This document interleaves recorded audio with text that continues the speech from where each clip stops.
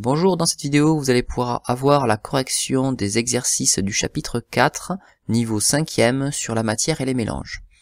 L'exercice 1 consistait à compléter un texte, compléter des phrases en fait, en utilisant les bons mots et orthographier de la bonne manière.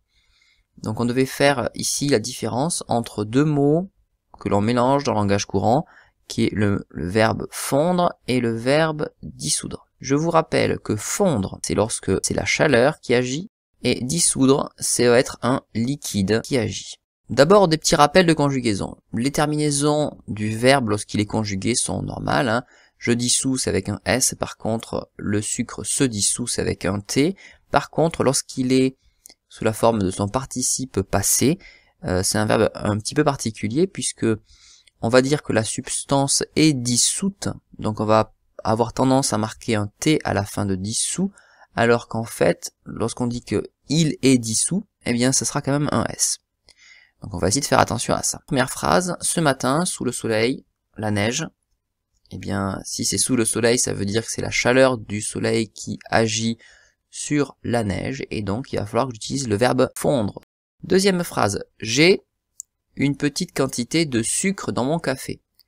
Alors si j'ai mis du sucre dans mon café, le sucre disparaît effectivement, mais il disparaît par la présence de l'eau qui est dans le café. Donc ici ça va être le liquide qui agit, donc on va dire, même si ça fait un petit peu bizarre, j'ai dissous une petite quantité de sucre dans mon café. Un solide dans l'eau n'est pas devenu liquide. Le fait de fondre, je vous rappelle, c'est de passer de l'état solide à l'état liquide.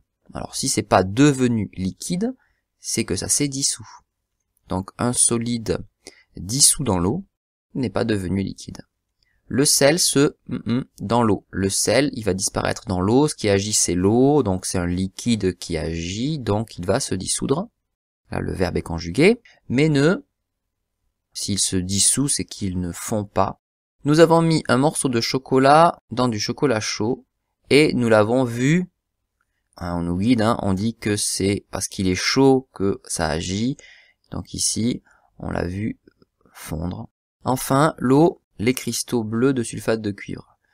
Ça, on n'a pas fait l'expérience cette année, mais l'eau va être capable de faire disparaître plus ou moins les cristaux, et il va disparaître parce que c'est de l'eau, donc c'est un liquide qui agit, donc l'eau dissout les cristaux bleus de sulfate de cuivre. Exercice 2, il va falloir choisir à chaque fois la bonne réponse qui complète la phrase. Première phrase, quand on dissout du sel dans l'eau, le sel est, alors le sel, ça va être ce qu'on appelle le soluté. Ça c'est du vocabulaire. Lorsqu'on fait un mélange eau plus solide, eh bien l'eau, ça sera le solvant, le solide qu'on a dissous dans l'eau, ça sera le soluté, et l'ensemble solvant plus soluté, c'est ce qu'on appelle la solution. D'ailleurs, je vous rappelle qu'on a préparé une solution lorsqu'on a préparé du sérum physiologique. Donc dans cette expérience-là, la solution c'était le sérum physiologique, le solvant c'était l'eau, et le soluté c'était le sel. Question numéro 2, l'eau et l'huile sont deux liquides.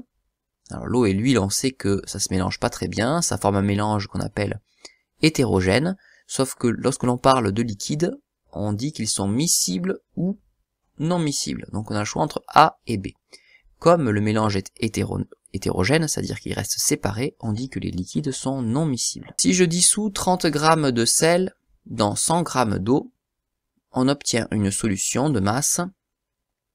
Alors ici les masses vont s'ajouter puisque le sel n'a pas disparu, on le voit plus mais il est toujours là dans l'eau, donc on obtient 130 g au total. Question 4. En mettant un sucre dans une tasse de café, le sucre, alors là si on a fait l'exercice 1, c'est pas très difficile, dans le café, il va se dissoudre. Lorsque l'on mélange du sucre dans de l'eau, on réalise qu'il va se dissoudre le sucre, on dit qu'on réalise une dissolution. Exercice 3, les liquides miscibles et non miscibles. On imagine Nora qui a 3 tubes à essai et qui contiennent chacun des liquides différents qu'on va simplement noter au début A, B et C.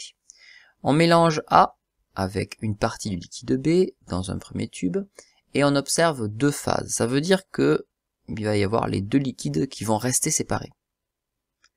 Par contre, si elle mélange le liquide B et C, on n'observe qu'une seule phase, donc ça veut dire que le mélange à la fin est homogène. Petit 1, il va falloir compléter directement les phrases suivantes. Le mélange A plus B est, donc comme on observe deux phases, on dit qu'il est hétérogène. On dit que les liquides A et B sont non miscibles. Par contre, les mélanges B plus C donnent quelque chose d'homogène, puisqu'on ne va observer qu'une seule phase, c'est-à-dire qu'un seul liquide à la fin. On dit que les liquides B et C sont miscibles. À la question numéro 2, il faut trouver les noms des trois liquides qui pourraient représenter les liquides A, B et C. Donc c'est au conditionnel, il y a plusieurs solutions possibles. La solution la plus simple, c'est d'utiliser les liquides qu'on a vus en expérience, en cours, lors de par exemple l'expérience du cocktail de Bender. Je veux deux liquides qui ne se mélangent pas bien, donc par exemple je peux prendre de l'huile pour le liquide A et de l'eau pour le liquide B. Par contre, je veux que B puisse se mélanger correctement et former quelque chose de homogène avec C. Donc, le liquide C, ça peut être de l'alcool, puisqu'on a vu que l'alcool, lui, se mélangeait très bien avec l'eau. Exercice 4. On vous parle de la préparation de l'eau sucrée. On prépare au laboratoire une solution d'eau sucrée. Pour cela, on va dissoudre 3 morceaux de sucre dans un certain volume d'eau. Avant la dissolution, on effectue la pesée du sucre ainsi que de l'eau. Quelle est la masse de sucre? Il suffit de regarder le schéma numéro 1, ici, hop, et on voit que la masse de sucre est de 17,5 grammes. Question petit b, quelle est la masse de l'eau? Attention, de l'eau seule. Ici, on a la masse de l'Erlenmeyer, ce récipient-là c'est l'Erlenmeyer.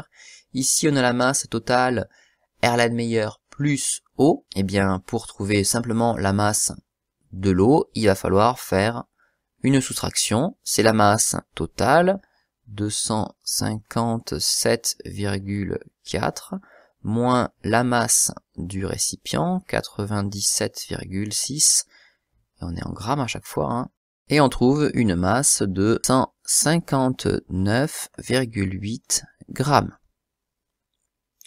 Alors là, on n'a pas trop la place d'expliquer la réponse, donc je vais le faire en dessous. Pour trouver la masse d'eau, on soustrait à la masse Erlenmeyer plus eau, la masse d'eau. Petit 2, il faut compléter le schéma ci-contre avec les mots morceaux de sucre. Donc les morceaux de sucre, ils sont ici. Le mot balance, tiens, c'est tant bien, elle est là la balance. Le mot Erlenmeyer et le mot eau. Ok, allez, on continue. Question numéro 3. Après dissolution du sucre dans l'eau, on effectue la pesée ci-contre. Quelle est la masse de l'eau sucrée obtenue? Là, le raisonnement reste le même que celui de la question numéro 1. Il va falloir enlever à la masse totale la masse du récipient, la masse de l'Erlenmeyer, pour trouver la masse de l'eau sucrée.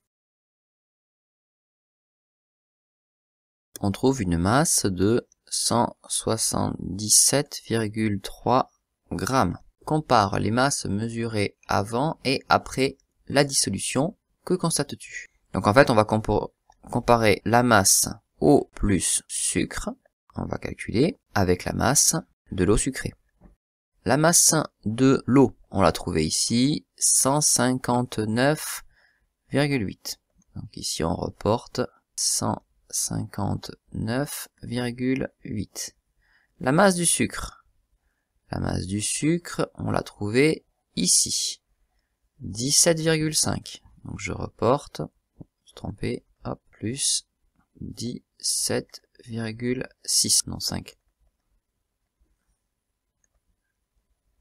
Si on fait le calcul, on trouve que ça fait 177,3 grammes. Je rappelle qu'on a trouvé à la question précédente que la masse d'eau sucrée, c'était 177,3 grammes. Donc, la masse, on constate que la masse ne change pas. Je vous rappelle qu'il faut être capable de justifier cette absence de modification de masse à l'aide des molécules en disant que le nombre de molécules n'a pas changé entre le début et la fin de l'expérience. Exercice 5, être capable de rédiger un protocole. Je vous rappelle qu'un protocole, c'est l'ensemble des étapes qu'il faut suivre pour réaliser une expérience et que le protocole, les étapes sont numérotées. Donc on doit rédiger le protocole qui permet de préparer 200 ml d'eau salée. Vous comprenez bien que ça fait référence à l'expérience que vous avez faite sur le sérum physiologique. Étape numéro 1, on va peser le sel. Donc je vous rappelle que il faut allumer la balance, poser une coupelle dessus, puis appuyer sur tare. Une fois que vous avez fait ça, étape numéro 2, on va mettre le sel dans la coupelle en utilisant une spatule. Étape numéro 3, on va mettre le sel dans la fiole en s'aidant d'un entonnoir et d'une spatule. Étape 4, on va rincer l'entonnoir, la spatule et la coupelle et on va aussi récupérer cette eau de rinçage. Étape numéro 5, peut-être que je vais serrer un petit peu. Ensuite on complète la fiole aux 2/3, on bouche et on agite. Étape numéro 6, on complète ensuite la fiole jusqu'au trait de jauge. Éventuellement on peut rajouter une étape numéro 7 où on va en fait agiter à nouveau. Cette dernière étape permet d'obtenir une solution parfaitement homogène. Question numéro 2, sachant que dans 1 litre d'eau de mer, il y a 35 g de sel, penses-tu que dans ta solution, un poisson de mer pourrait survivre? Mais il faut expliquer. Un poisson va pouvoir survivre si la proportion de sel dans l'eau est la même dans la mer et dans la solution que l'on a préparée. Nous, on a préparé 200 ml de solution. 200 ml de solution, en fait, si on convertit ça en litres, c'est égal à 0,2 litres de solution. La question que l'on peut se poser maintenant, c'est combien aurait-il fallu mettre de sel si on avait voulu préparer 1 litre de solution? Pour passer de 0,2 litres à 1 litre, il faut en fabriquer 5 fois plus. Donc si j'avais dû en préparer 5 fois plus, j'aurais mis 5 fois plus de sel. Donc 7 fois plus de sel, ça veut dire 7 fois 5 grammes de sel. 5 fois 7 égale à 35 grammes. Ça veut dire que notre solution que l'on a préparée a les mêmes proportions en sel que l'eau de mer. Et si la solution que l'on a préparée a la même proportion en sel que l'eau de mer, ça veut dire que l'on pourrait utiliser cette solution pour faire vivre un poisson dedans.